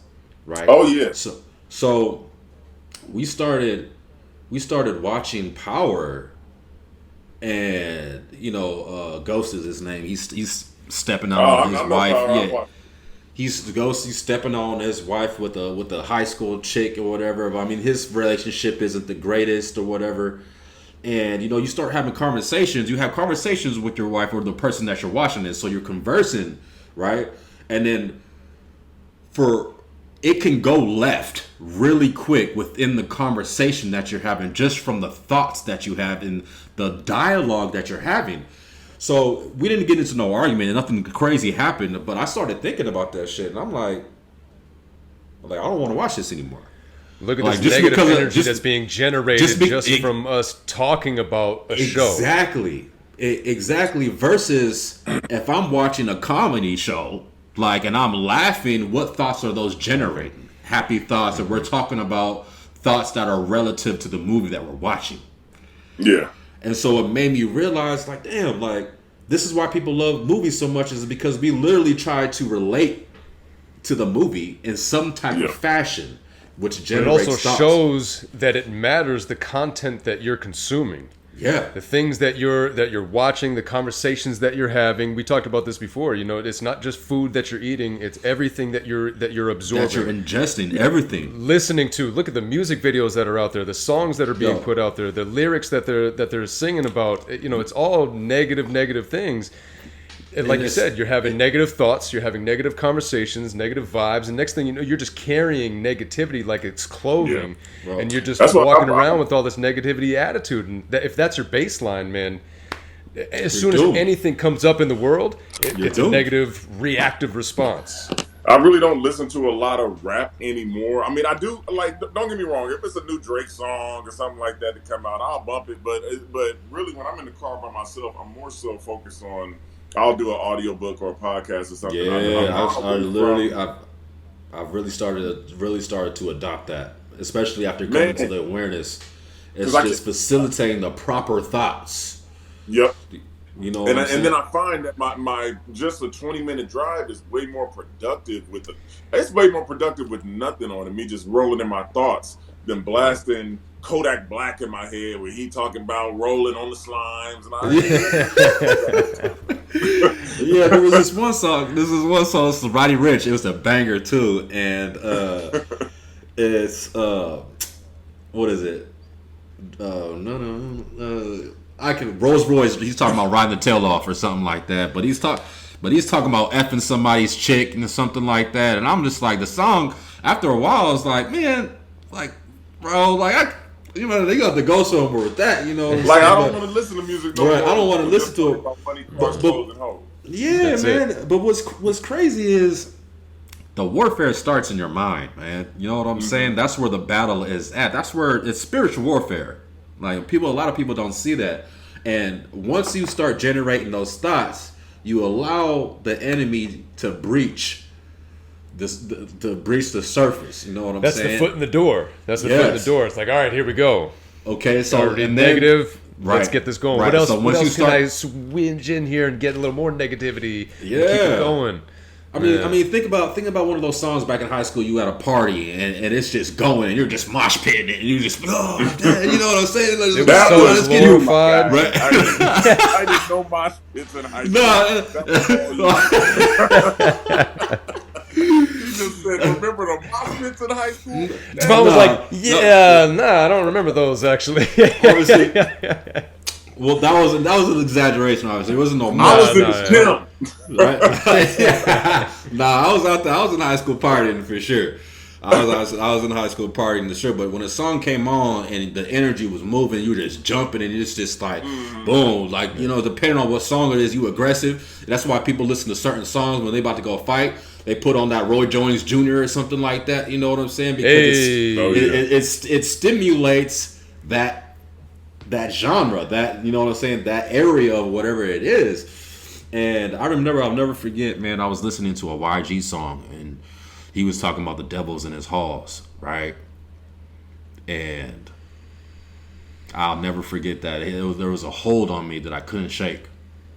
Like the devil had a hold on me that I couldn't shake. And I was like irate. My wife was like, "Yo, what's wrong with you?" I'm like, "Yo, I'm literally trying to shake it." You know what I'm saying? You know how you go through your emotions and you're like, "No, whatever. I'm just gonna get over it." You know what I'm saying? I'm just gonna shake it off. Take a breather. When I tell you, it was almost like anxiety. There was this feeling that I had that I could not shake, and ever since then, the song slapped. You know what I'm saying? It was a banger, but I was like, I can't listen to this song no more because of what it did to me. Spirituality is really real for me. You know what I'm saying? And I'm just my prayer is and hope is that everyone else starts to see it, because I feel like that's the problem.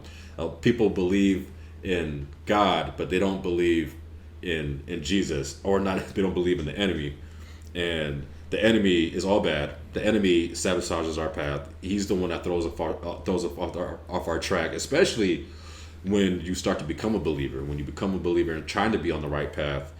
I mean, that's when the attacks come, and the emotions the most. Yeah, and then when you go through those emotions and those thoughts are being generated, and you start feeling some type of way. That's when people lose faith, and the enemy's won. Like, Yeah. you know what I'm Yeah. saying? Like, that's because I mean, those negative emotions are so powerful.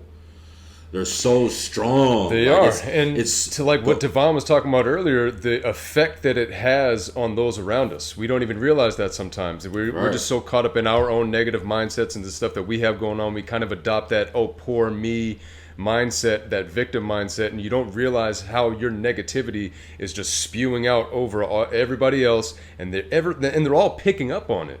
And Yeah. also with children, we're also showing them how we handle things because they're Yeah. learning how to go about this world through us, right? Yeah. You know, Yeah. it's all observing how others go through things, and then you adopt that and you figure out, you know, what you like and what you don't like. But when you're a kid, you're just watching your parents and they're soaking all that type of stuff up like a sponge. So if you don't have any self-awareness and you're constantly allowing the enemy to attack you in all those ways and letting it get the better of you and just becoming self-absorbed in all your problems and not worrying about bettering yourself, not just for yourself, but for everybody else around you. Life comes at you quick, comes at you hard, and it's never at a time that you're ready for it and you want it to be. It's always going to be at a time that, like you said, you got stuff piling on it. You're not expecting it, or when you're all the way up here and everything's going real good for you, that's when it comes crashing down. Yeah. And again, one of my favorite quotes is, "If you can't control the situation around you, control how you respond to it, and that's where your power lies." And that's something that, which is crazy because when you're in the fire, when you're going through the fire, it's so hard to take that to in that moment. All right, what's happening right now? You know what I'm saying? Like, to have that objective point of view, Yeah. and look at it a different way. Yeah, absolutely. And it's hard. Yeah, it's because when we're feeling some type of way, we're feeling some type of way. You know, we're in our emotions about like we're. And again, especially when we have kids, they don't care what we have going on, what we're feeling, what, all that type of, to a certain extent. Obviously they care about us, but they're not looking at all those external factors that are coming in and making you feel the way that you're feeling and making you, and that's why you're acting the way that you're acting. They're just seeing that you're acting the way that you're acting, and that's what they're adopting, or what they may push away against because they don't want anything to do with that. And luckily, like Devon's story, it's so beautiful that his daughter was able to recognize that and was able and willing to do something about it, and she did it in such a beautiful way. Yeah. Just, "Daddy, come look at this." And I'm still that's going over in my head because I love that, man. Yeah, man. That's crazy. Man, that's a blessing. That's a blessing because who knows? Obviously, God had everything to do with that. But imagine if that would have never happened and how long you would have continued to be in that funk. Right? Yeah. So and how that could have affected your relationship with not just your daughter but your wife and the other people in your family. Facts. That wedge that it starts to go with, man. It's the kids will definitely do that in terms of like, I think God knew that was the one way to get to me. Yeah, absolutely. Sure. Through my kids. And it's funny, I'm gonna go back to something you said a little bit earlier, Kyle, about how you would cry every time your family left you. Man, I'm gonna tell you, I didn't have the experience of cry. I would go through like, man, I would be sad, but I cried one time and it was a hard cry because so right after my daughter was born, I had to leave 2 days later to go back to my season, and I ended up missing the first couple months. No, she came out to stay with me, but basically there was a period where I caught a contract overseas. I was in D League at the time. I got a contract overseas, and I went over there, so I was going to be without her for like 2 months, and it was rough, it was brutal, but hey, I've done it before. Get out there, and but she was going to come visit us for Thanksgiving and Christmas and go home after that. So that's the plan. She came out, got a chance she took her first steps in the airport in Israel to me. The first steps I saw. Okay. No, that's cool. But the part that got me was, so they came out. I think they came out right before Thanksgiving. I actually proposed to my wife while we were out there. We had Christmas. We had my daughter's first birthday, and then they left like mid-January to go back to the States. And this is what tore me up. So my daughter, we were staying in kind of a studio apartment to where there weren't really walls. So she was 1 at the time. Our room was literally we could hear the TV in her room, and we would always put these cartoons on her for her at night. Yeah. In Israel, they had a baby channel. It literally would just be baby music and baby stuff all night long. She would watch that nonstop. When I tell you, after she left, I couldn't go to sleep without that baby channel on. I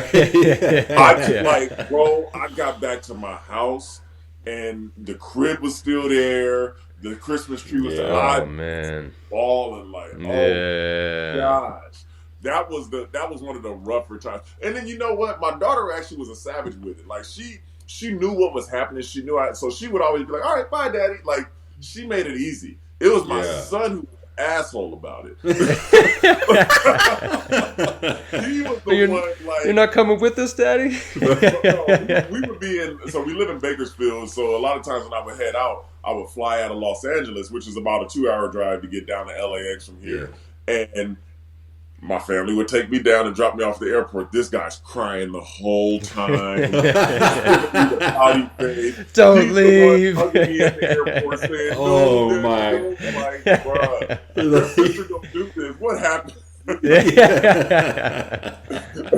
So, but stuff like that's how it goes, man. Really, it catches up with you. You know, after a while, there's so many teary goodbyes you can put your kids through before you say, "Man, I'm done with this. I can't do this anymore." Yeah, I'd say they were the catalyst for a lot of things that happened. But back to what really that moment that brought me out of depression. It was a really cool moment. I'll tell you about it, man. So it started out with a tragedy. It started out with Kobe dying.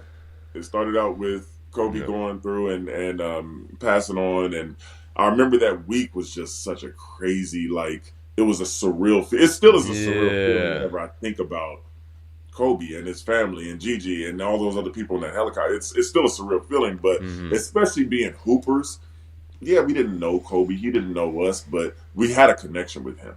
We've been there with you. We've watched this. We've experienced this. All of the Mamba-ness, we've experienced that with you. So it was a huge moment when that happened, and that was just a rough week. And at the end of the week, I remember meeting somebody who came up with the idea of writing a book. He was a hooper too. He's like, "Man, we got so many stories as overseas hoopers. We should just write them all down, and we got to keep them anonymous for the most part." Like,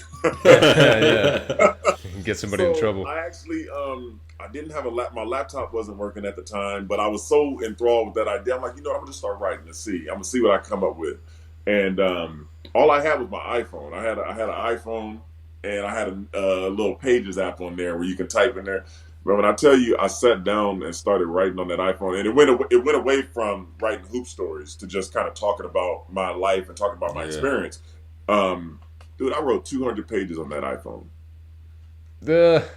I wrote 200 pages, and I never stopped to look. It was flowing out of me. Yeah, I'm just sitting. And I'm writing 200 pages with my thumbs. Yeah. I would go sit in the corner of my garage and I'd be out there for hours at a time writing. And before you know it, I ended up with this basically a manuscript. It's damn near a memoir in a rough draft version. But where it ended was the highlight for me. And where it ended is where I feel it kind of highlighted where I came out of my depression. So back when, I want to say I don't remember when it was, but when Kevin Durant left the Thunder and went to the Warriors. You remember that? Okay, yep. So Kevin Durant's my old teammate, and when I found out that he was going to the Warriors, we're going to that game. And the game we went up to Oracle in Oakland, and the game that we went to was their first game playing against the Thunder. So I got to see Russ and Cam that night, and it was such a dope experience. But then afterwards, we had tickets to stay after and meet the players and everything. And my son and daughter were going to get to meet him. The first thing Kevin Durant said when he saw me, and mind you, I hadn't seen him since 2008, 2009. This is at least 7-8 years later. First thing he said when he saw me was, "Hey, what's up, man? I was thinking about you the other day." Hey. For me, that brought me out. Yeah. Because it was really validation to me. I felt like I had this failed career and this and that. And here I am. I got the number 1, 2 player in the world at the time. talk about, I was thinking about you the other day.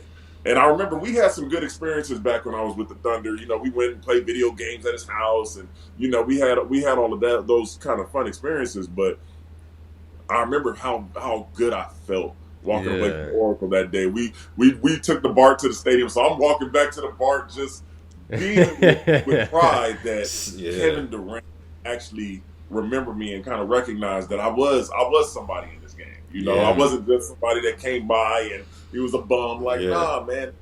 And Just passing since through. since then I've had a couple different experiences where people have, you know, acknowledged me and just kind of recognized, you know, you did something. I got the Hall of Fame induction with Newark Memorial. What was that, last year? Nice. Just different experiences like that really made me kind of feel like it is okay to talk about what I've done. It is Yeah. okay to be proud of what I've done. Yeah. And It more wasn't for importantly- nothing. Yeah, and more importantly, I'm at the point now where it is okay to share what I've done with other people, and in the sense of I'm coaching now. I've got a camp I do. It's called Debo on the Block post game. There you go. Camp. I run a camp. I'm doing trainings. I'm working with teams. I'm finding ways to get back out there and get involved in the community. Because, dude, with our experience, we pretty much got PhDs in hoop.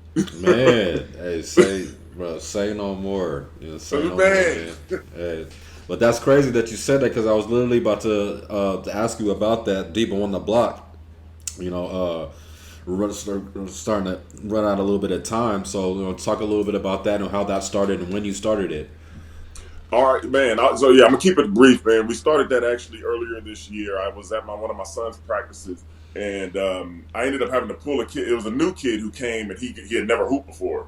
Like so he's at a practice with an AAU club, and I'm like, I don't want him to feel left out, so I put him to the side, and I just worked with him the whole practice.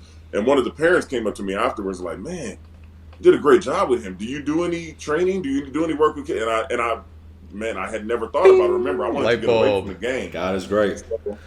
So I started thinking about it, and I'm like, well, if I did it, what would I do, man? Like, how would I impact it? And the idea I've had is basically, I see a lot of people have camps, a lot of people have different skills development for kids, but I don't necessarily think it's as focused as I would like mine to be. So mine really takes a specific part of the game and breaks it down in a clinic to where we can really just focus on that.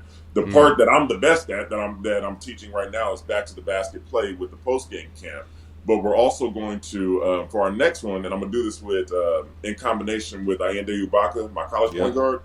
We're going to do a pick and roll camp and just break down pick and roll, how to play the pick and roll, how to play it with the ball, the different options you have when setting the screen, how to play off the pick and roll, how to guard it on the ball, how to guard all of that good stuff. So. Where I think our and my wife is the one mainly helping me with this, where I think our advantages in this is not only do we have the experience and the resume to back what we're talking about, we're really focusing on skills development and in very specific areas. And so far, I haven't seen too many people doing that. So Hey, that's light bulb for me. You know, that's ideas for me, and that's why this platform is a blessing, man. Because we should be able to bounce ideas off each other, encourage one another, and you know, just expand that positive energy, man. Like, because that just gave me some ideas. I'm like, okay, yeah. I mean, honestly, specific who's better to instruction. learn how to do a pick and roll than from somebody like you, who can not only run the pick and roll, but also you've been in the power forward position where you setting those screens too. Yeah. So you've got a lot of valuable experience in that aspect. And I feel like that's something that a lot of team programs, they're not breaking it down to that level. They're teaching you how to play hoop. They're working on individual skills, but when it comes to being overall better players and knowing how to run a pick and roll effectively, Right. It's the concepts of the game. Oh yeah, you'll get that. You get that more when you get to college, I say. Yeah. That's So cool, man. That's beautiful. Giving back to something that you dedicated your life so long to, and dedicated so much of who you are to, and to be able to, you know, kind of have the fall that you did and be able to bring yourself back up, and now giving back to that same thing, man. I think that's a beautiful thing. Man, you found purpose, passion, and fulfillment. That's man. it. Like, and that's serving the people with your knowledge and the skills, and that's what we're all supposed to be doing in this world. But again, the enemy is got blinders on everyone, and he is restricting and shackling everyone from being their best selves. And it's like we get into those moments where we've lost our identity, and we're like, well, this is what I identify myself with. This is what gave me my passion. This is what gave me my drive. And when we lose that, it's almost like, well, who am I? What am I? I'm nothing. But when in reality, God made us all in His image and created us for us to create and be our best selves. I mean, the mind is such an incredible place where it could be, good and bad depending on what, like you said, Sean, what we're feeding it.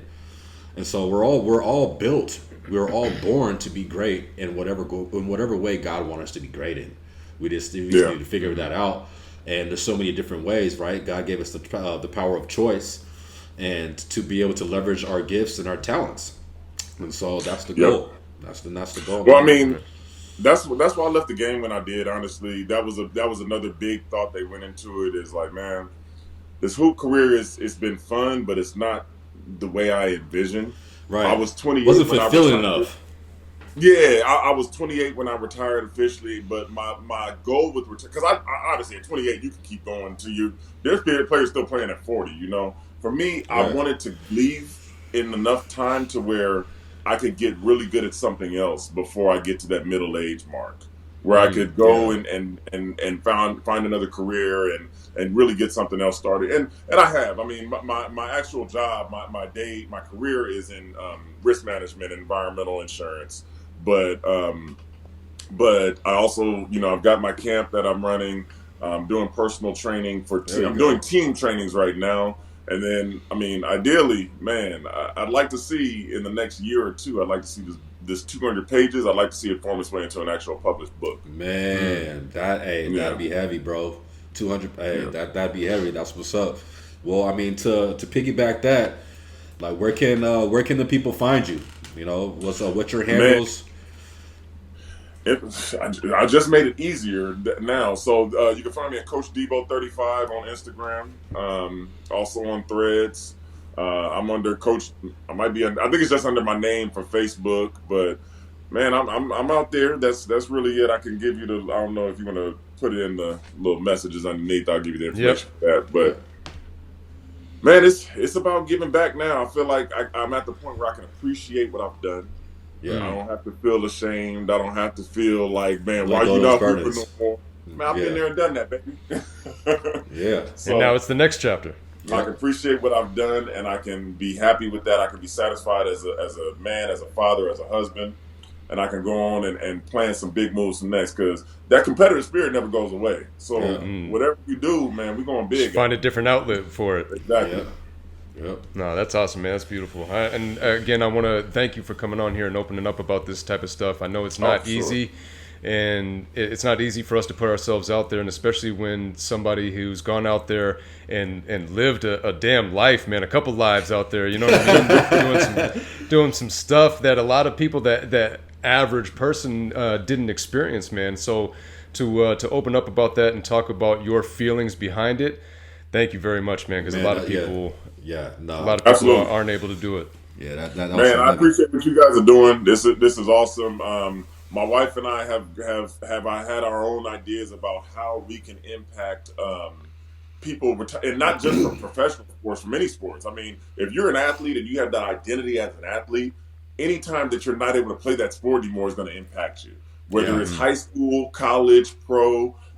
That's something that we've been pretty passionate about, and we're working on some things there. I'll hopefully you'll be hearing something soon coming on that front. But we definitely want to provide something for people to understand that this transition is one you don't have to go through alone.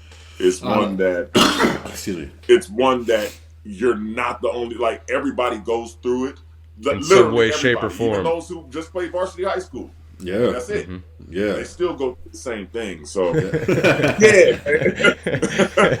yeah, bro. So, that's crazy, because I was literally thinking about that same thing, because especially with this show that we set up, just that transition of going from basketball to real life. It's tolling. Like, that's what. It's almost a situation of the state of man, right? What we go through as men, and trying to figure out how we're going to provide for ourselves, our families, and you know, What's the my rest purpose in life now? Exactly. Yeah, You know, for finding that fulfillment, But yeah, bro, let us know how that plays out. Would love to be an advocate for that and get that out here. You know, jump back on another show so we can talk about it. So we can just Yeah. try and reach the world, bro. Because that's what this is, trying to reach the world. Push it out there to as many people as possible. One person at a time, man. Happiness, peace, and happiness is what my motto is. Peace, love, and happiness, man. Because that's, if we don't have that, we have the opposition of that. We have the other side of that, right? Which is not. And we all deserve it. Absolutely. It's waiting for us. You know, it's waiting for us. You know what I'm saying? He has it for everyone. We're all a piece to a puzzle. Like, we're all a member. You know what I'm saying? It's like, you know, it talks about in scripture, like if we're talking about the body, like the arm is no more important than the nose and the eyes. We're all connected in this world, as a unit, but we're just divided. We're dysfunctionally connected right now. So so I mean, that's the Well, goal. it's people like us that are going to continue to find ways to bring us together in a way that's more functional and beneficial for everybody. Absolutely. Yep. Sure. Well, thank you again, my man, for jumping on, taking the time out of your day. God bless you and your family, bro. Have a great weekend, and let's definitely stay tapped in, man. Same to you, man. You guys have a good one. It was great seeing you both. Yeah, appreciate it, Devon. Thank you, everybody, for tuning in. Comment, like, share, subscribe, and we'll see you next time.